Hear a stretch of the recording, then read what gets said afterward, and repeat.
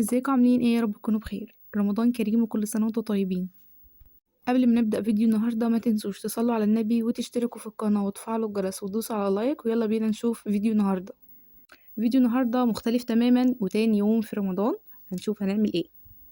اول حاجة هبدأ بترتيب البيت.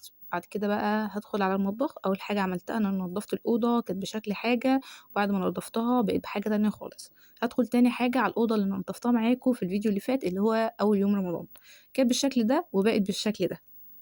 بعد كده هادخل على الركنة هانضفها. أخويا كان مخليها لي كلها بسكوت زي ما انتم كده شايفين، وعايزة أقول لكم إن كنيس السجاد ده متعب جدا أكتر من تنظيف كده بس. فخلصتها ودخلت بعد كده على الصالة، والصالة زي ما انتم شايفين مكركبة أكتر من أي حاجة. خلصتها برضو وبقت بالشكل ده.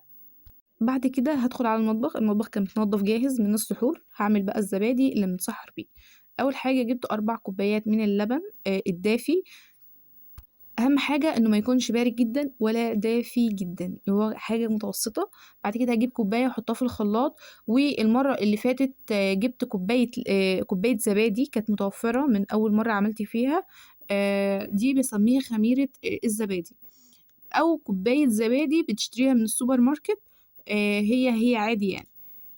اهم حاجه ان هي تكون متوفر معاكي زبادي، لان دي الخميره اللي هتخلي الزبادي يمسك معاكي. بعد كده ضربتها في الخلاط كويس جدا، لو حابين تضيفوا سكر تمام، مش حابين عادي برضه. بعد كده بقى هضيفها على الحليب ده، وان انا ابدا اقلبها كويس جدا من المضرب عشان ما يكونش فيها اي تكتلات. ويفضل انك تصفيها. انا بصراحه ما صفتهاش بس عملتها كده وطلعت ببركه ربنا. قدامك بقى حلين، يا اما تعمليهم في الفخار وتحطيه في صينيه فيها ميه دافيه وتحطها في الفرن، يا اما لو كان عندك مكنه زبادي. الفخار ده لو الناس اللي مش متوفر عندها مكنه زبادي. عملت معايا الكميه دي وكان في كوبايه فيها نص، لان في كوبايه هنا حجمها كبير شويه عن الكوبايات بتاعه مكنه الزبادي. الكوبايات دي ليها غطا، فيفضل ان هي ما تتغطاش طول ما هي في الماكينه لحد ما 8 ساعات يخلصوا. لا بعد كده بقى هتحطها في التلاجة، فعادي تغطيها زي ما انت عايزة. هظبط المؤشر على الساعة اللي حطيت فيها الزبادي، يعني كنت حطاها الساعة 1:03، فسبقت المؤشر بعد الواحد بشوية صغيرين. غطيت بقى الماكينة دي، وكمان هرجع بعد نص ساعة هلاقي ان الغطا ده عمل بخار، فكده تمام والماكينة شغالة. بعد ما خلصت كان بعدها ب8 ساعات بالظبط، لو عايزين تسيبوها تمام ازيد. فهنا بقى كان متماسك جدا وما كانش سايب، وكده الزبادي مظبوط. عايزه اقول لكم ان طعمه بيبقى حلو جدا، كمان مضمون، وعارفه انت عاملاه ازاي في بيتك، وعارفه مصدر اللبن ايه. كمان ان بره ممكن يغير لك تاريخ الصلاحيه ويجددوا ويبيعوا. فهنا بقى حاجة مضمونة وحلوة قوي، والكل عارف ان الزبادي كويس جدا للصيام.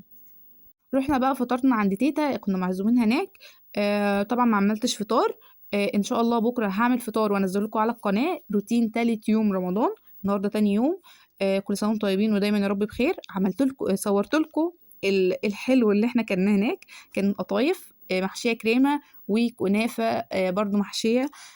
ده فيديو النهاردة وده روتين النهاردة تاني يوم رمضان. ما تنسوش تعملوا لنا اشتراك ولايك في القناة وتفعلوا الجرس عشان يوصل لكم كل الفيديوهات اللي هتنزل في الشهر الكريم ده. وكل سنة وانتم طيبين ويا رب دايما بخير، واشوفكم الفيديو الجاي في رعاية الله.